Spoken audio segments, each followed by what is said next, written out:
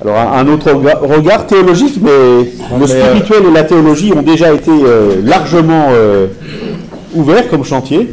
Oui, puis comme c'est une table ronde, j'ai envie de rebondir. Commencer par quelques mots à partir sur ce que vous avez dit, qui m'ont beaucoup inspiré, avant d'arriver à Ambroise et au Recupart. Alors, moi j'étais très sensible à ce que vous avez dit, que plus vous vous intéressez à l'art, qu'il soit brut ou pas d'ailleurs, plus vous trouvez du religieux, parce que ça reprend une démarche qui est la mienne depuis 20 ans, hein, où je cherche les traces du religieux dans un art qui ne l'est pas. Et c'est un peu paradoxal de la part d'un théologien, on s'attendait à ce que je m'intéresse à l'art, une expression que tu as employée que j'aime pas du tout, sacré, que je récuse totalement. Et non, justement, parce que pour moi déjà, si un art est sacré, il est déjà disqualifié en tant qu'art. Ça c'est la base. Donc je cherche ce religieux dans un art qui est d'abord de l'art. Même si je mets des guillemets, puisque je sais qu'Ambroise n'aime pas le mot art, mais c'est un peu le paradoxe que tu n'aimes pas qu'on parle de l'art, mais c'est quand même du récup art. Hein, voilà. Donc il faut bien employer un mot. On peut dire la création, l'objet de création, etc., etc. Donc ça, je crois que c'est intéressant de voir que moi je suis très sensible au fait que votre démarche et la mienne finalement se rejoignent. Deuxièmement, sur l'art brut, effectivement, moi j'ai beaucoup étudié Louis Souter, oui. Donc un des grands représentants de l'art brut en Suisse. Il y a un musée Souter à Lausanne, etc. Et c'est plein, alors là, du religieux biblique. Hein. Souter, on ne peut pas comprendre Souter sans les récits bibliques, même s'il a été complètement marginalisé pour X raisons. Et petite histoire, je terminerai là-dessus avec l'art brut.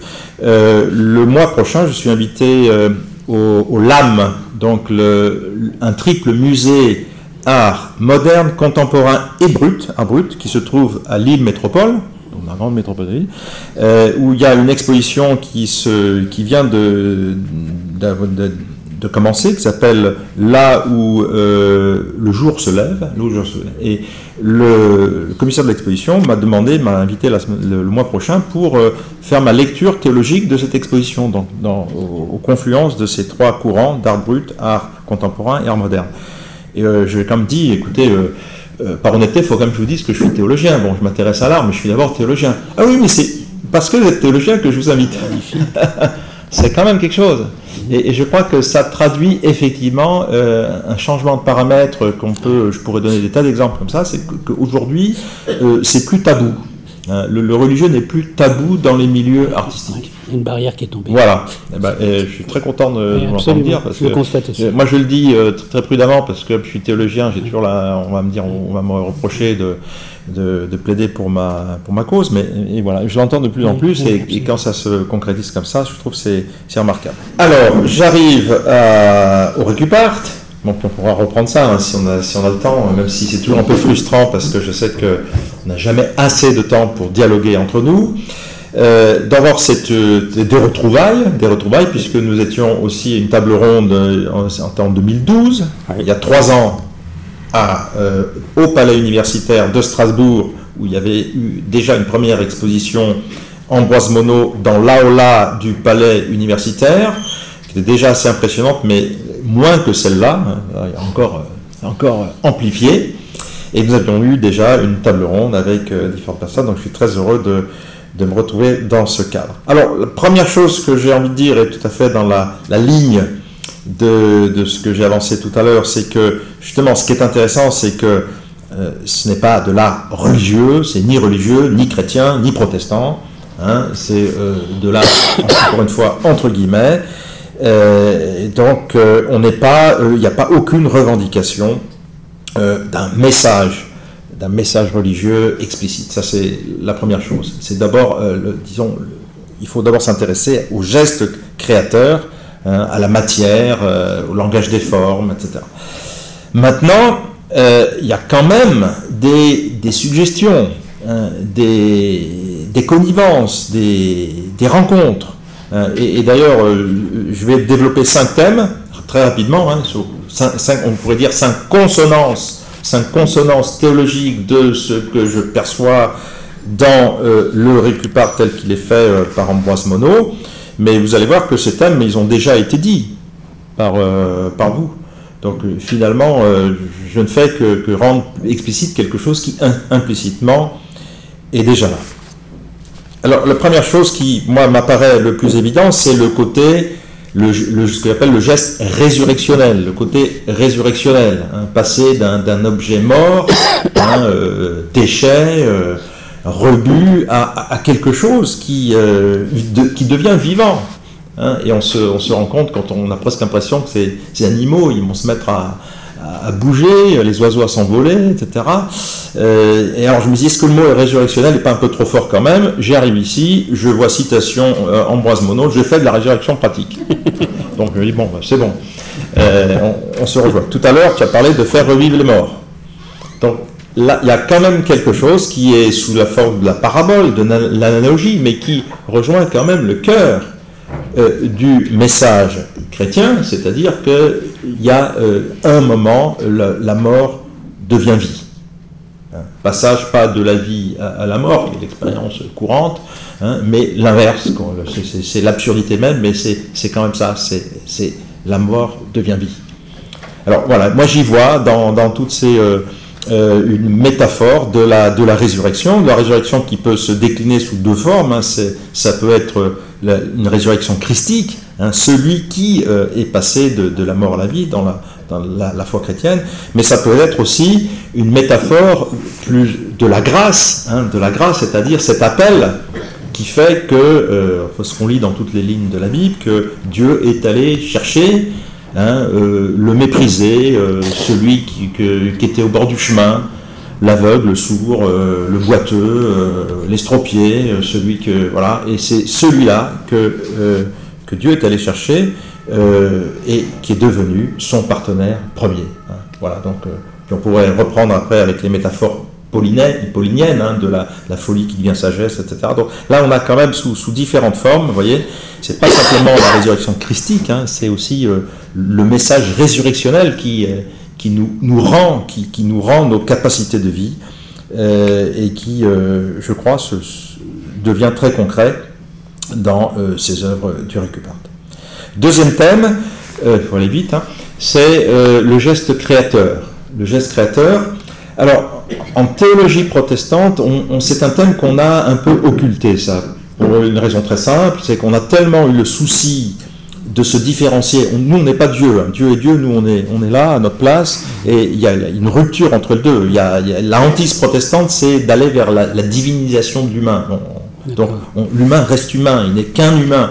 Dieu est l'au-delà, etc. Donc on a eu tellement ce souci qu'on n'a surtout pas pensé l'humain, un thème qu'on a trouvé dans la théologie au cours des siècles, c'est-à-dire de même que Dieu a créé le monde, l'artiste crée, etc. Il est un peu un petit Dieu, et d'ailleurs à la Renaissance, ce thème de l'artiste démiurge, hein, qui à son niveau refait ce que Dieu avait fait dans la création, était un grand classique. Donc là, nous, on est très prudents là-dessus.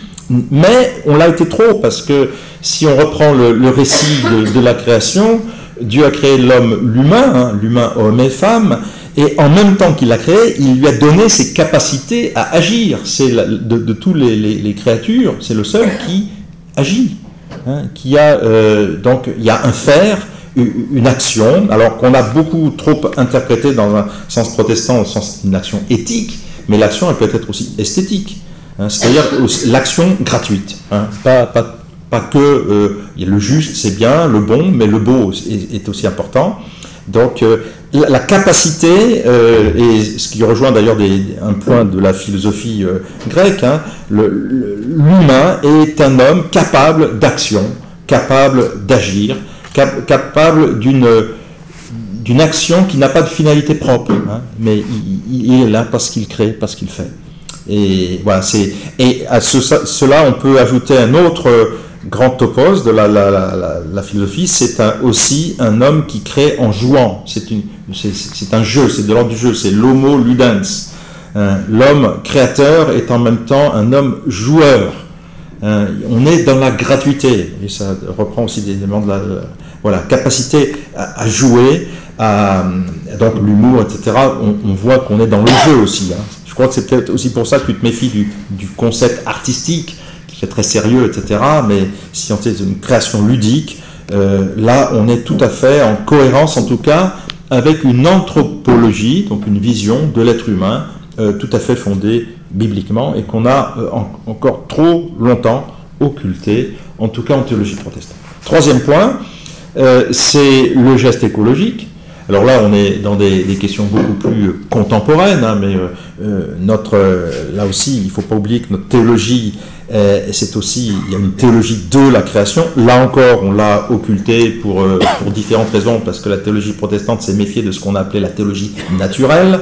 Hein, mais on redécouvre alors ça un peu sous l'influence, effectivement, des débats contemporains, que entre théologie et écologie, il y a des connivences. Relisons les psaumes à travers cette grille de lecture de la nature présente, hein, les cieux qui disent la grandeur de Dieu, etc. C'est des éléments, on a trop peut-être centré sur l'humain, mais l'humain, il est dans un élément naturel, dans une création qui est à la fois belle, fragile, menacée, et dont l'humain a la responsabilité. Alors, juste une petit souvenir, il y a à peu près un an, il y avait ici un colloque sur théologie et écologie, et j'intervenais ici à cette même place avec d'autres éminents théologiens, etc. Et j'ai été, moi, dans le sens j'ai parlé du land art, hein, de l'art, la création artistique dans la nature, etc. Et ça n'a pas loupé, Olivier Abel m'a essayé de me piéger, m'a dit « Ah oui, mais est-ce que ce ne serait pas un retour à l'idéal naturel de l'homme qui fuit la civilisation pour retrouver ce mythe d'une nature vierge, de toute trace humaine, etc. » Alors il me posait cette question brûle pour point, je me dis comment je vais m'en sortir, et clac, illumination, mais non, le Récupart. J'ai dit mais non, je connais un artiste qui a aussi une démarche en quelque sorte écologique, c'est le Récupart, Ambroise Monod, etc. Et là j'étais dans ma civilisation, c'est bon parce que c'est les bêtes de conserve, etc. J'étais pas dans la nature vierge.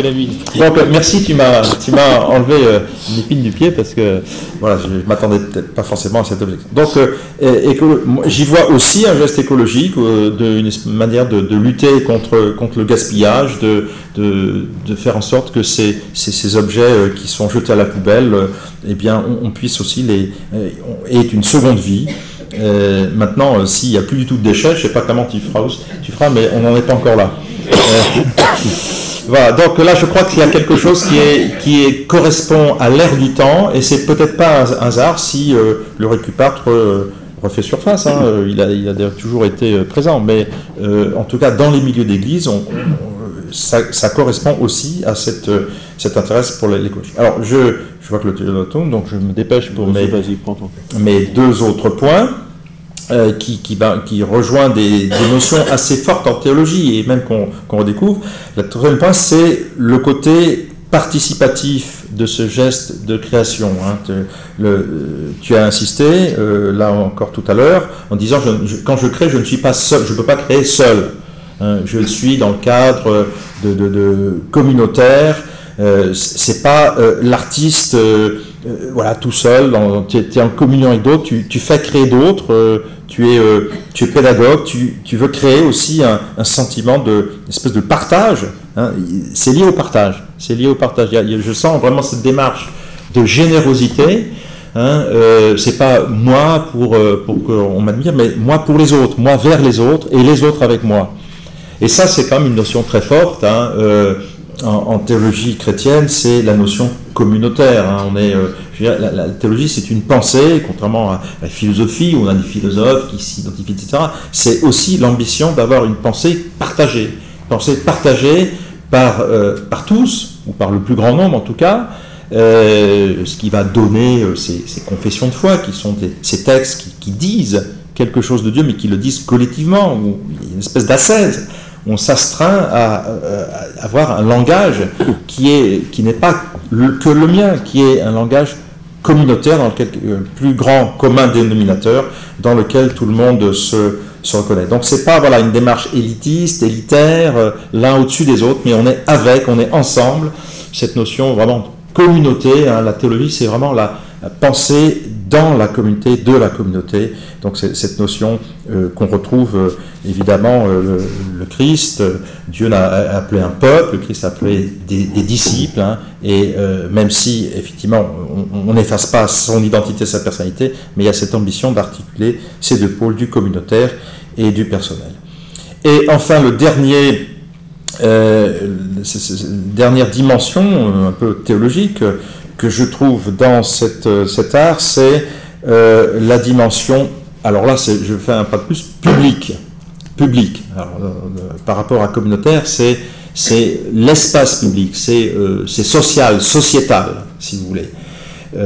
C'est un art qui s'inscrit profondément dans les débats de la société, et ça c'est peut-être l'occasion de rappeler qu'en théologie protestante, et même, je suis plus précis, en théologie réformée, donc issue de la pensée de Calvin, hein, je dirais, la communauté, c'est pas simplement la communauté des croyants, l'Église, si vous voulez, la communauté des élus, ou ceux qui se pensent comme tels, mais c'est la communauté humaine. Et ça, c'est aussi un aspect qu'on ne souligne jamais assez. Calvin n'a jamais voulu mettre l'Église à part du monde ou au-dessus du monde. Elle est dans le monde. Elle est dans le monde. Et comme il a une théologie dite de l'Esprit Saint, du Saint-Esprit qui est très développée, il dit le Saint-Esprit il souffle. Pour moi, le Saint-Esprit, c'est un peu l'inspiration artistique. Hein. C'est cette capacité qui nous donne cette capacité qui nous vient d'ailleurs et qui nous donne la possibilité de créer au-delà de nous-mêmes, de dépasser nos limites, etc. Et bien, pour Calvin, le Saint-Esprit souffle de deux manières différentes, dans l'esprit, mais aussi dans le monde, et parfois dans le monde dans l'Église et dans le monde, ou dans le monde contre l'Église. C'est-à-dire qu'il y a cette pensée sociale, hein, de cette spiritualité, cette présence de Dieu qui peut être ailleurs que, alors là je rejoins aussi ce qui a été dit avec le religieux institutionnel ou le religieux qui dépasse les institutions, mais ça avait déjà été pensé par le réformateur de Genève au XVIe siècle, c'est-à-dire que c'est cette ambition d'une transformation de la société sociale. Et je crois que là, l'art a son rôle à jouer, et dans le Récupart, quand je sais que par exemple, tes lieux d'exposition ne sont volontairement pas des lieux religieux, c'est pas un hasard, c'est pas neutre, je pense, comme démarche. Hein, le fait que tu exposes dans la rue, que tu exposes, même c'est peut-être le lieu le plus religieux encore, celui-là, hein, mais le palais universitaire, oui, pas trop.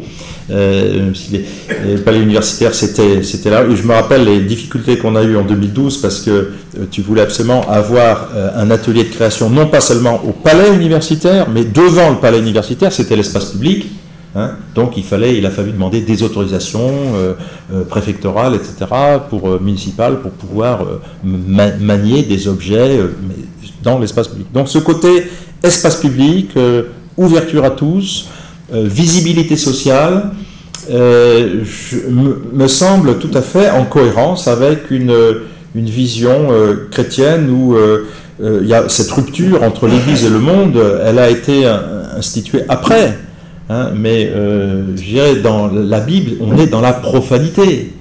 On est, je veux dire, c'est le monde quotidien, c'est le monde dans sa profanité, je dirais même dans sa banalité.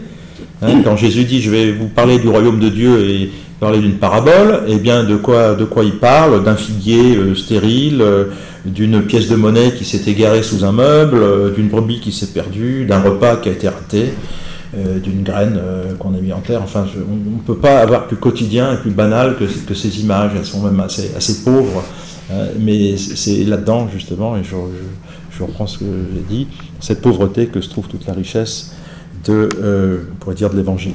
Et donc voilà rapidement quelques consonances, quelques reprises de ce que je vois dans ces œuvres et de ce que je lis dans les textes et chez les auteurs que j'étudie. Merci.